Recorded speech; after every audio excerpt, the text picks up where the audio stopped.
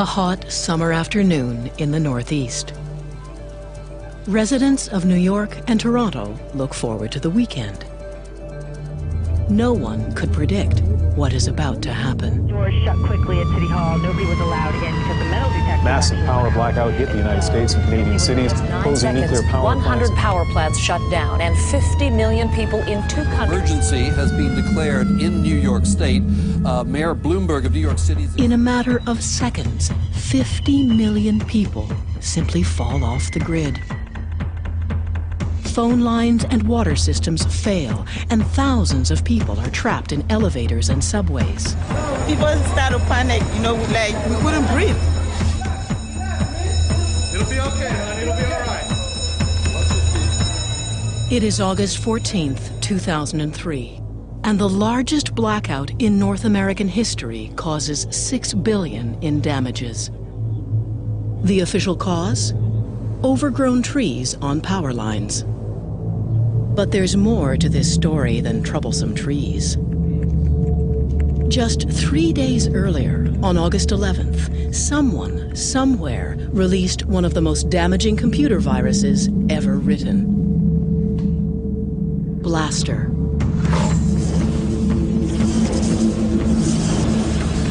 It was probably the biggest attack against the internet ever.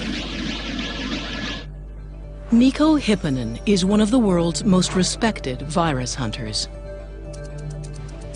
It is here, at F-Secure, an antivirus lab based in Helsinki, that he and his team first identify Blaster when it hits the internet.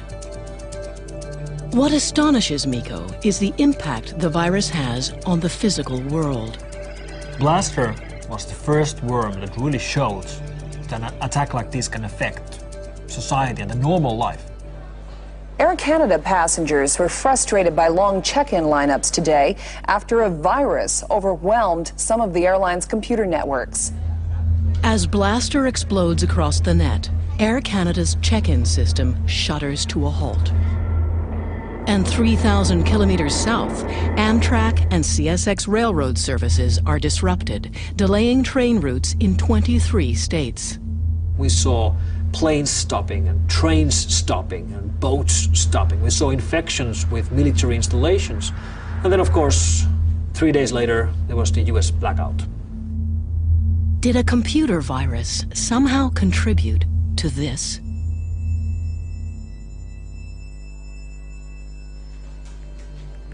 In the 21st century, most of us have had a run-in or two with a virus. They're usually the reason our computers act strangely or slow down. But Blaster was a new kind of threat. It used to be that viruses traveled the internet by piggybacking on other programs. They would arrive at your computer in the form of email attachments. The virus could not activate until someone opened the attachment. But Blaster was a worm. Worms don't need other programs. They propel themselves through the net, and they are self-activating. In other words, you could get Blaster simply by being connected. You would get infected just by having your PC online. You could be sleeping and your machine would get infected. Which meant anything connected was susceptible. Systems like the financial network, water treatment centers, and power plants. In one case, we know that a virus got into a major nuclear reactor in Ohio. 9 months after the blackout, the official report stated that Blaster, despite being released just 3 days earlier, played no significant role in causing the huge shutdown. Some security experts remained unconvinced, pointing to more than just the timing of the two events. If you read the blackout transcripts of the operators who were in the middle of this when it was happening, what keeps coming up in the transcripts is comments that, stuff isn't moving. Their screens were freezing, which is exactly what the Blaster worm does. Whether the blaster virus caused the 2003 blackout remains a contentious issue. But after Blaster, no one doubted that online viruses could cause real-world damage.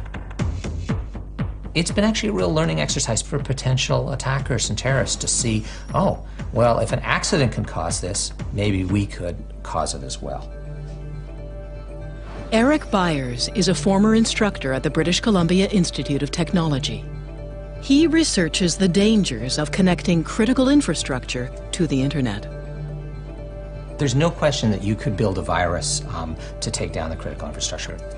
For example, our power systems, our water systems, our transportation systems, if those go away, then our life radically changes. Today, most critical systems are connected to the internet. And the computers these utilities use are the same Windows-based PCs that you might have in your kitchen. 95% of the machines are running Microsoft Windows. So when you have some sort of a worm or a virus or some sort of threat spreading that affects Windows, it spreads like wildfire. A Canadian oil company came to us and said, you know, we have this big infrastructure and we're curious, you know, can somebody attack this? So Eric went to work. Using only a laptop and some basic hacker software, he easily broke into the holding tanks at the company's refinery. So, first of all, I'm going to do what's called cutoff visibility. Now I've fooled it so that the operator doesn't know anything's going wrong in the field. And then I'm actually going to blow up the tank for him. And you can see that all of a sudden, this pump has just gone nuts. And pretty soon, that tank's going to be overflowing. And in real life, somebody will be walking around with an oil spill.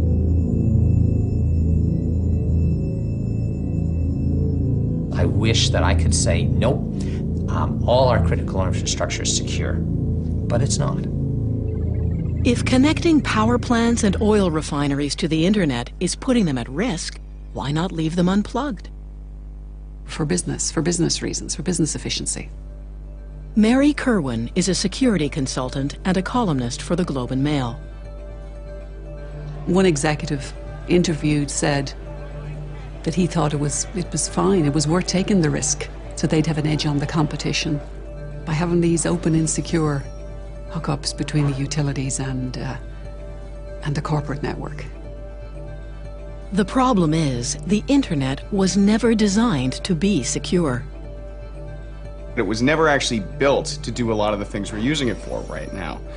It was not meant to be an engine of commerce. It was not meant to hold your banking information. In the late 1960s, researchers began developing a network that could share information between computers. In the 90s, it